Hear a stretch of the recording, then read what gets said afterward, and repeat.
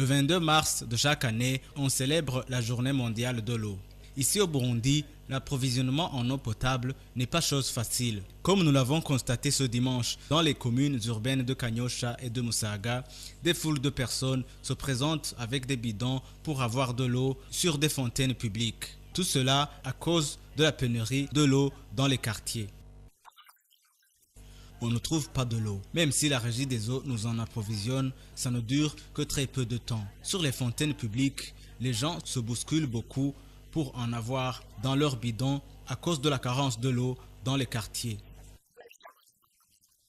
Cette pénurie de l'eau est aussi à l'origine des maladies liées à l'insalubrité, comme on nous l'a également indiqué.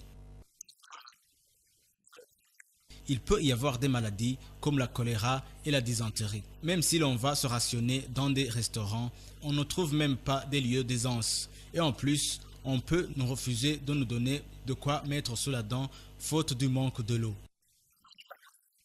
Ce que nous avons aussi constaté, c'est la longue distance que prend la population pour s'approvisionner en eau potable. Et cette même population de demander qu'il ne leur soit plus exigé de l'argent pour avoir de l'eau sur des fontaines publiques. Ce que nous demandons, c'est qu'on nous donne de l'eau et sans devoir en acheter ici sur les fontaines publiques. Auparavant, dans les fontaines publiques, on n'exigeait pas de l'argent pour s'approvisionner en eau potable, mais aujourd'hui ce n'est pas le cas parce que ces mêmes fontaines publiques sont gérées par des particuliers. La population s'attend alors à une solution satisfaisante pour la question relative à l'approvisionnement en eau potable, cette question ayant perduré selon toujours cette même population.